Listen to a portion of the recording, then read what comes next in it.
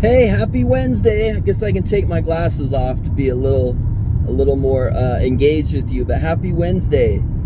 I'm happy to be here with you. I hope that you get something from these messages.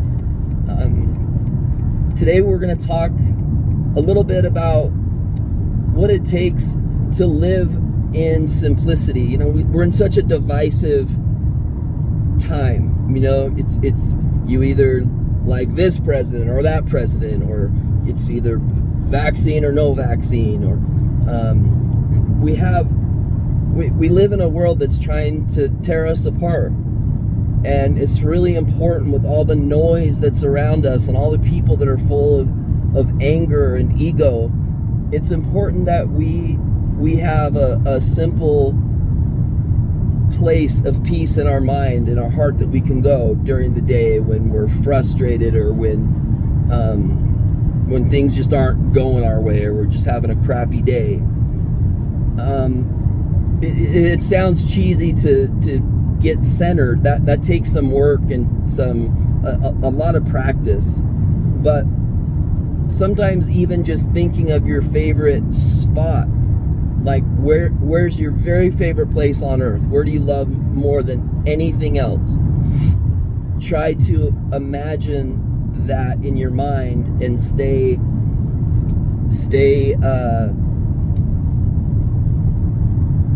simple. When in doubt, simplify. Keep things in your life simple. Keep the people around you simple. You don't need drama in your life. You don't need unnecessary conflict. You don't need people telling you what you should be doing. We're a lot more alike than we are different. And I think that's kind of a lost lost art in our society.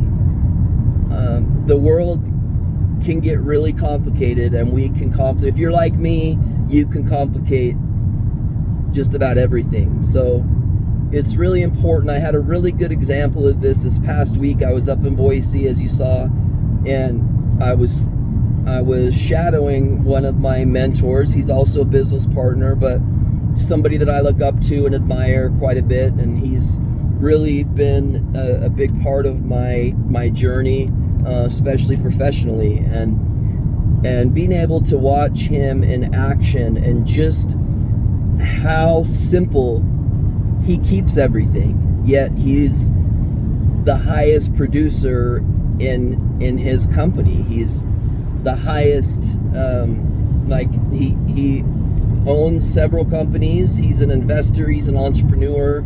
He's all the things that I, strive to be myself.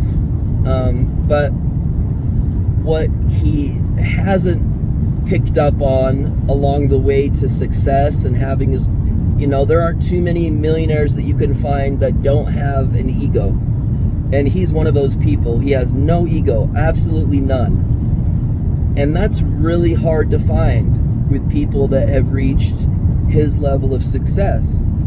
And the way that he's able to do that is by keeping his life simple and keeping the people around him positive and thirsty for success, and actively working on improving themselves, because we're never perfect. We never reach a destination. We never, if we got all the money in the world tomorrow, that wouldn't make us happy.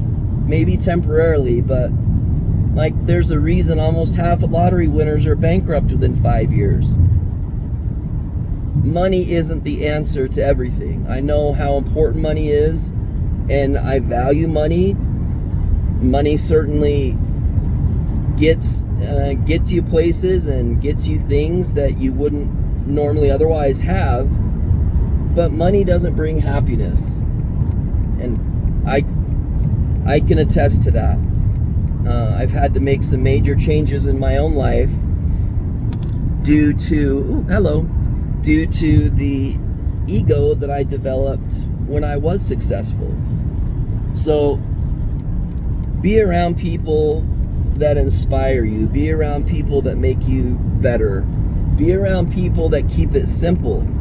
and just keep it simple yourself. Just make the next right choice. Just make the next right decision. Just stay as positive as you can. We're all gonna have those days where it's like, are you kidding me? I'm just freaking glad to be home alive, let alone work on myself or work on keeping it simple. But there's a peace that comes with simplicity it's even hard to articulate.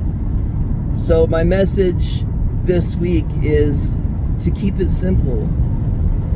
If you're in a tough place, just do the next right thing. Try to wake up in the morning and tackle the hardest things first.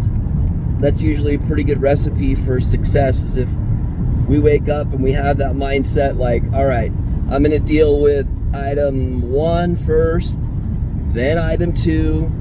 You know, science shows that when we multitask, we really lower our ability, our cognitive ability to think and process things like that. So the more we can hyper focus on one activity until that activity's done, and then move on to the next one, or even if we can't complete an activity, we at least need to go as far, work on it as long and as hard as we can until we transfer to something else. So I hope that everybody has an amazing Wednesday. The week's almost over, the weekend's almost here. Work on keeping it simple and watch the peace that follows suit. I hope that you have a great week. See ya.